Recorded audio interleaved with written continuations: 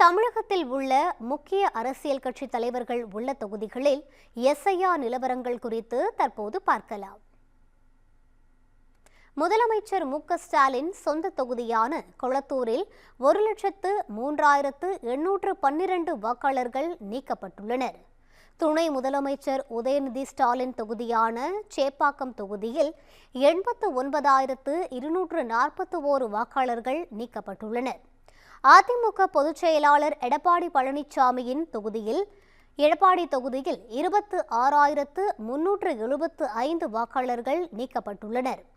தமிழ்நாடு பாஜக மாநில தலைவர் நயினார் நாகேந்திரன் நெல்லை சட்டமன்ற தொகுதியில் 42,119 வாக்காளர்கள் நீக்கம் செய்யப்பட்டுள்ளனர்.